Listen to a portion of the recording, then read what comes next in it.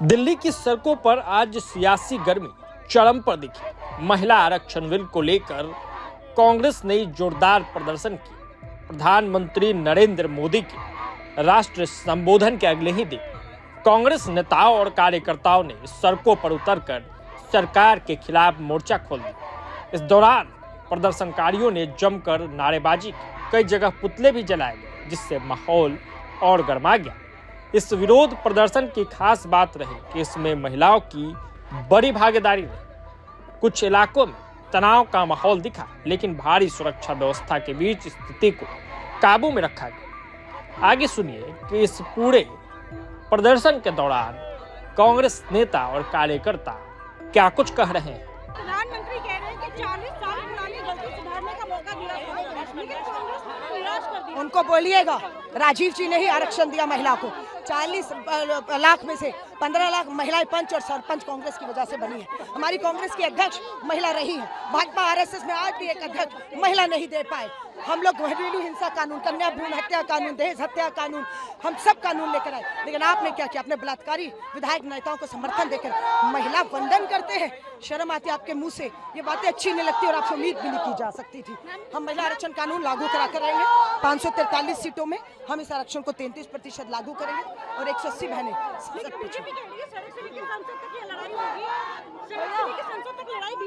लड़ेंगे। वो भी लड़ेंगे, हम भी। लोकतंत्र है ना, बहुमत से चूक गए हैं। सरकार हिला देगी, आधी आबादी उतर गई है सड़कों पर। लागू करवा कर रहेंगे, बच के निकलने नहीं देंगे भाजपा को। मैं आधी आबादी माफ नहीं करेगी कांग्रेस। नहीं, वो तो समय बताएगा ना।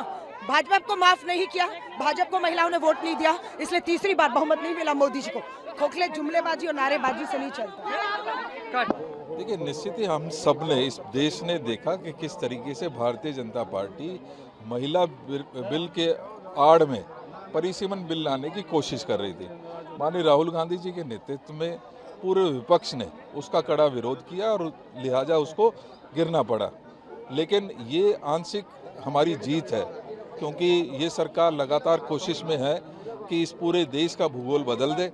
नई क्योंकि इनसिक्योरिटी इनमें पूरी तरीके से आ चुकी है, लिहाजा ये लगातार कोशिश करेंगे। हम घर घर तक पहुंचकर महिलाओं को ये जागरूक करेंगे कि कांग्रेस ये चाहती है, अगर वाकई में ये हितैषी हैं तो 543 पर इस 33% जो बिल है उसको लागू करने का काम करें। प्रधानमंत्री ने कल देश को संबोधित किया। उन्होंने कहा, मुझे कांग्रेस से उम्मीद थी कि वो अपनी 40 साल पुरानी गलती सुधार दे, महिलाओं के लिए कुछ करके ले आए, लेकिन कांग्रेस ने उनको निराश किया। ऐसा प्रधानमंत्री ने। देखिए, आज से 2 साल पहले 2023 में भी महिला आरक्षण बिल आया, हम सब ने उसका स्वागत किया। बहुमत से उस संविधान संशोधन को लाने का काम किया और उसका समर्थन किया। आज भी हम कहना चाहते हैं कि महिला के आरक्षण के विरोध में कांग्रेस नहीं है। कांग्रेस इस बात का ज़रूर विरोध करती है कि महिला आरक्षण को दिखावा करते हुए आप डिलिमिटेशन बिल अगर परस्यू करेंगे तो ये देश के लिए और ख़ासतौर पे ओबीसी, जिसकी जनगणना में आने वाले समय में उसकी काउंटिंग होनी है, उनके साथ ये अन्याय होगा।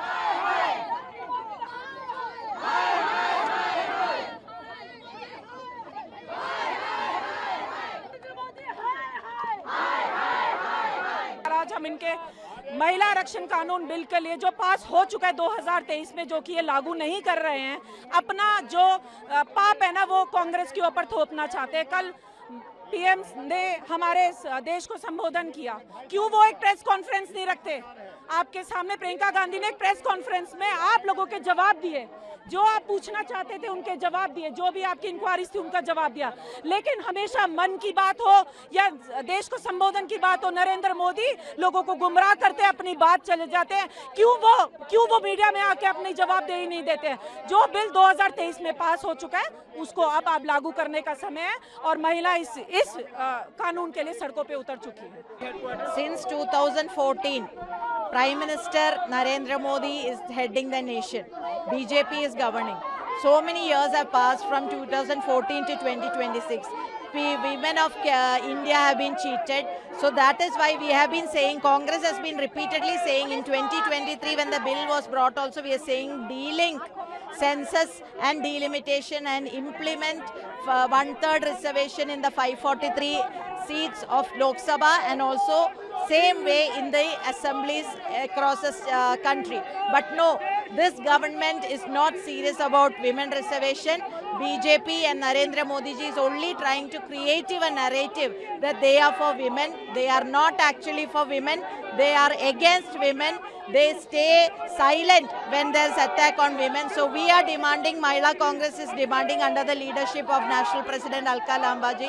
We are not even allowed to do a march to the office, but we will continue with our demand that out of 543, 1/3 reservation should be given, by which 188 there will be women in parliament.